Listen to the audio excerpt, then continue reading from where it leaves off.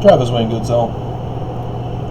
There are people who are abused from birth, who do not know their capabilities in life because of their kidnapping. They're forced into a lifestyle that they therefore know no better. The FLDS Church, for example, they're raised up in the community with plural wives and leaders and no young men, no of breeding age. And so young women and even the boys who grow up in those communities don't understand that when the boys reach puberty, they're going to be cast out of the community. And that the girls, when they reach puberty, will be married off to the old creepy leaders. That is their lifestyle. That's all the kids know. And it's perpetuated generation after generation until the United States steps in and says, hey, you guys are breaking the law, stop it. But they don't see it as breaking the law because they were born and raised, this is our religious freedom. I've talked about having watched, or in the process of watching, The Pretender. The opening sequence for season 1, there are pretenders among us, geniuses with the ability to become anyone they want to be.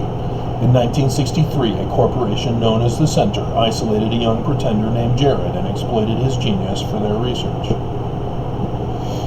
The best show of the top 10. Stargate is the best show, with Stargate Atlantis being the best of the best. But the show, each episode has Jared learning about something in our culture that we've taken for granted, and he finds amusing. And so the little monkey chain links, Pez, silly putty, etc., are all new experiences for him as an adult because he escaped. Then one day, their pretender ran away. And so he became aware that he's supposed to have a mother and father, and he's trying to search for them and meet up with them, and it's tear-jerking and all that stuff. But Mormons don't realize that that's the manner in which they are raised as well. The United States intended a public school system in which children would be taught sciences and literature and put in humanities, which are your arts and your other humanities, to get a well-rounded, well-balanced education.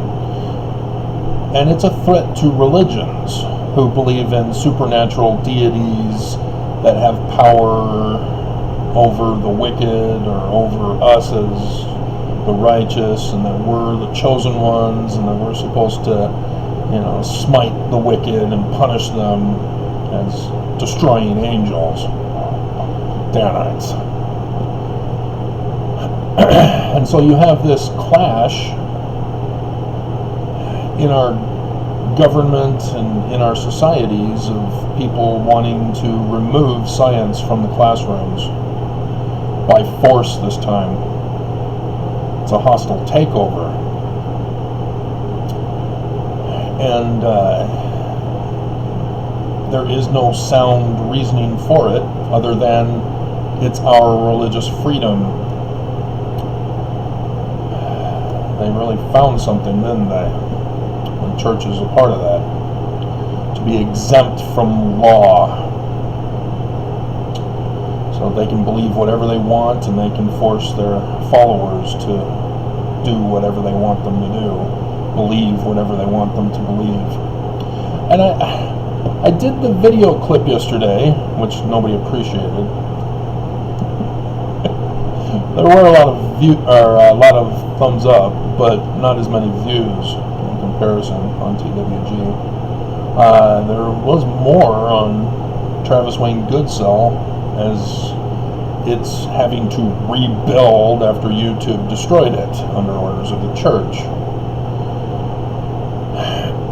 But going back to Brigham Young's Wikipedia page, I found that they changed it again after they changed it in 2020 for the new author who published the book on Brigham Young. So, having the rewrite in 2020, I did both, if you noticed. Dear God, do you see how much I influence them? They don't want you to know about me. They want you to stay away from me. They've got the YouTube employee who's manipulated the algorithm program to make sure you don't come to my videos as best as possible. But when there's news stories about the church and about conference, they struggle. They have to actually commit crimes to stop me and my voice, my First Amendment right. But, I mean, dear God. And so, the other video I had done is about how our belief systems dictate the manner in which our life goes. And I hope it was very clear for the few who watched that video that with 45,000 different Christianity sects, and it wouldn't surprise me at all if the church got listed as one of those 45,000.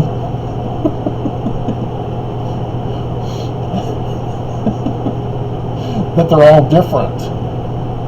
They all believe that Jesus takes away agency of mankind, that mankind has to take away the agency of others. So for the church, the prophets are forced to do what Jesus wants them to do. They have no agency in the matter. Jesus gives the command, they must obey, and they take away our agency because it's Jesus, not them, as the religious leaders, to take away our agency.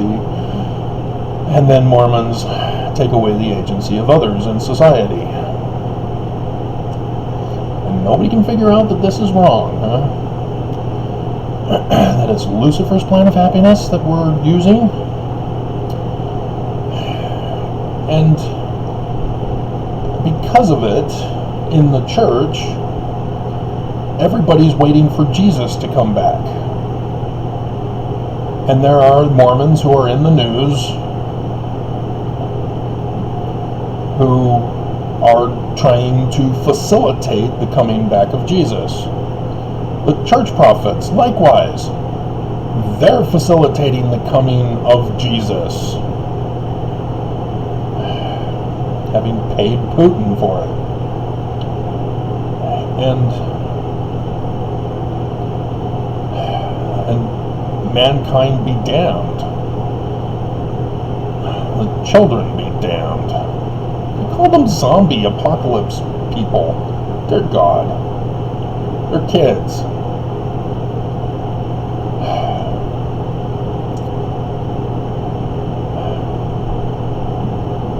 And so I've tried to warn you guys and say, hey, the deeper you're brainwashed, the harder the faith crisis you're going to go through, the bigger the shock that you're going to experience when you are betrayed and you realize you are betrayed.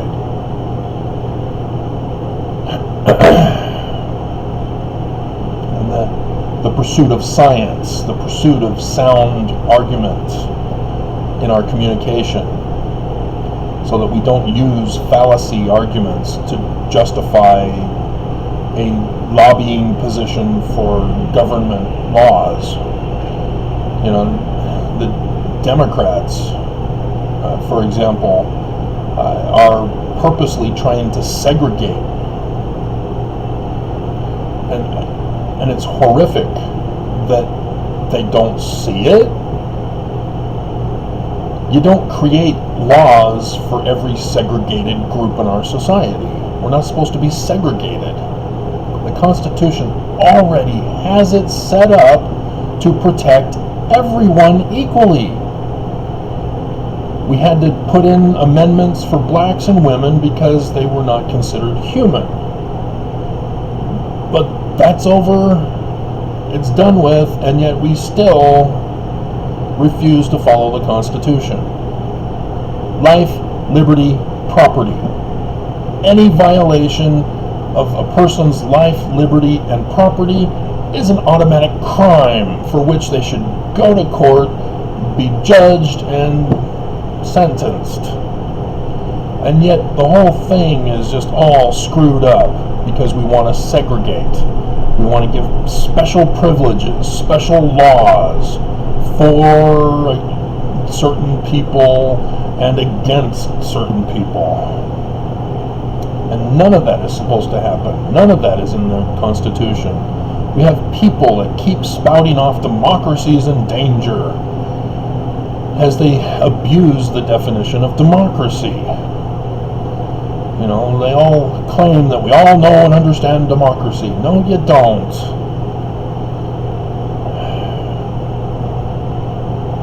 We're supposed to be a constitutional republic, not a socialist republic, not a representative republic. And if you don't even know what I'm talking about, exactly.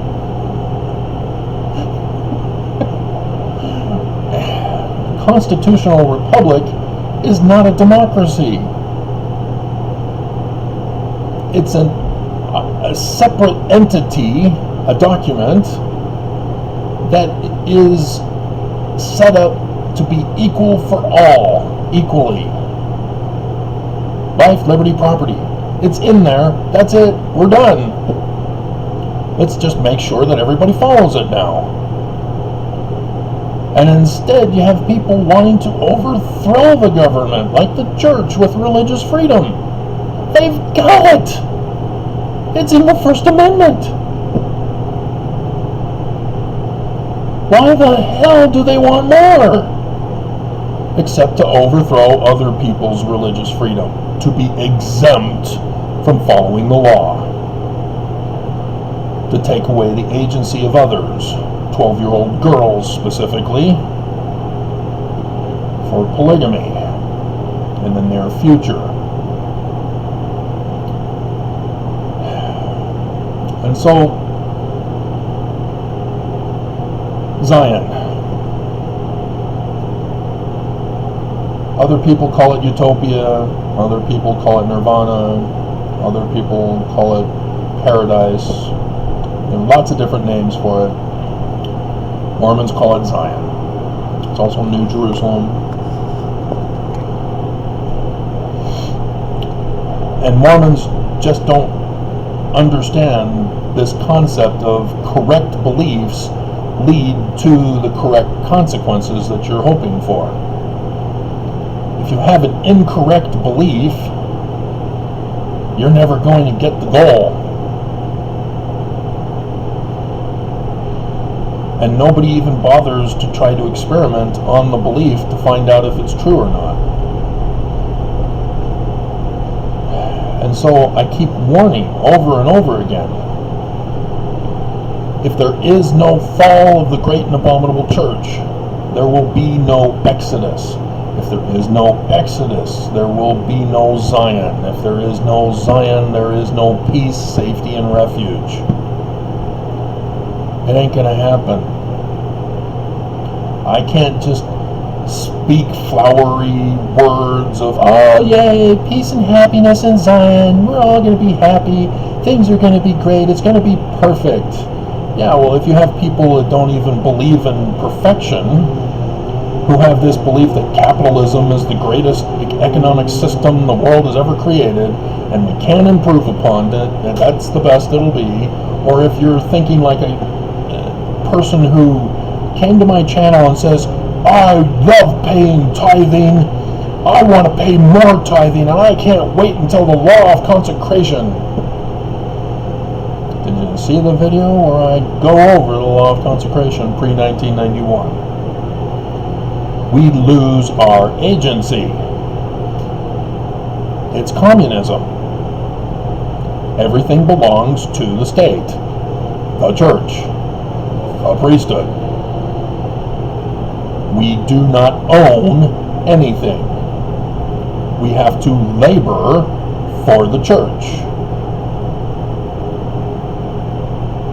We labor all our lives, sweating, suffering, so that the church can remain prosperous,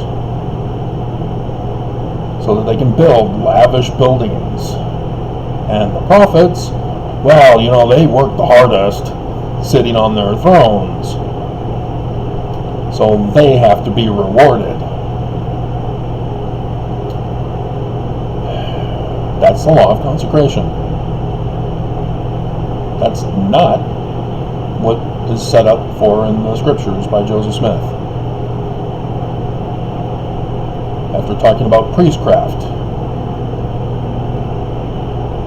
Zion is understood as the people of Zion, not the structure, not the organization, not the buildings, not the power, not the authority. It is the people that make up Zion. And so you build for the people. You make for the people. They, in return, make for you.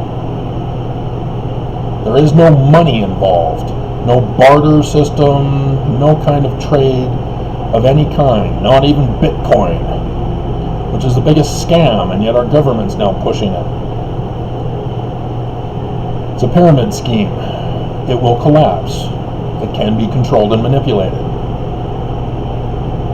But hey, our government's now involved with it. Great, we're all doomed. A greater division of wealthy versus poor, and in this case, we have the poor with absolutely nothing now. No change to give them when they're panhandling. Oh, sorry, it's all in Bitcoin. I can't give you any. And so destitution is going to be the result of Bitcoin economy, with no salvation, no recovery. But hey, you're being suckered into making the owners more money. They were collapsing, and then you went and gave them all your money, as they're now pushing for it. So the gardeners are here.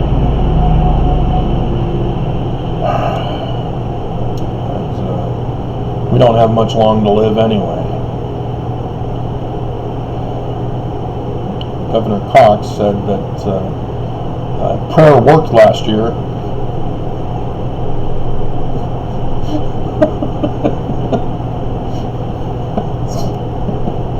Oh my God. Is he older than I am? Because he seems like a naive, rising generation Mormon. It's the Mormon trend of shaving your head. And I don't think he did it for cancer purposes.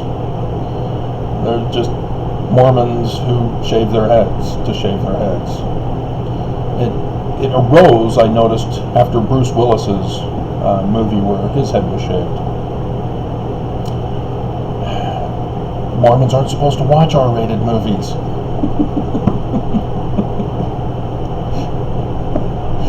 Maybe that's why they thought they could get away with it. And the church at first came down on Mormon men for shaving their heads. because it was sort of an anti-full beard and long hair thing that the church also had condemned. The days of Brigham Young are over. We're now mafia clean cut. That's the style. And yeah, now you just have to be clean in your appearance. If you have a beard, it's got to be, brushed. But yeah, my grandmother said that she saw Jesus in the temple. She told her bishop that. I saw Jesus in the temple. Full beard, long.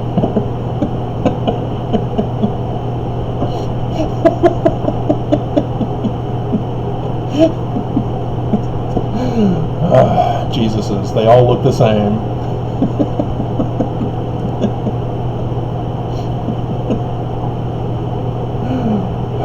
And so yeah, as a Mormon, I'm thinking, oh, okay, so we're resurrected in a perfect form, and Jesus has, the full beard, long hair.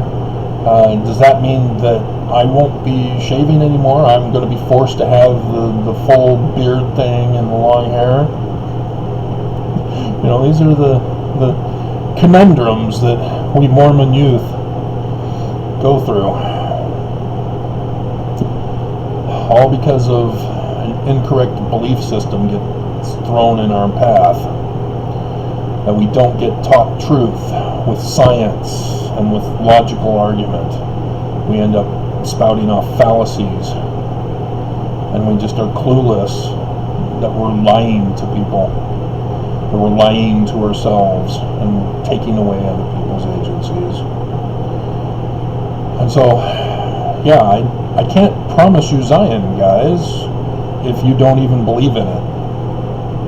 You've rejected Zion of Joseph Smith. The time has passed. The wedding feast is over. You guys are now the foolish virgins.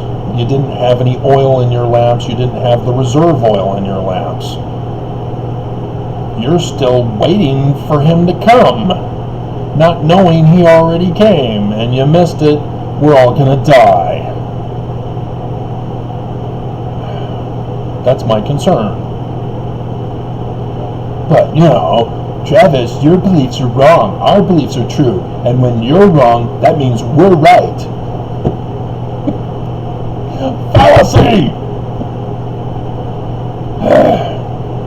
Even Christians fall for that fallacy. They love to destroy the Mormon church because they think that means Christianity is therefore automatically true. Mormons, likewise, do it with ex-Mormons. Oh, see, we took you down a rabbit hole and you fell for it. Our church is true now.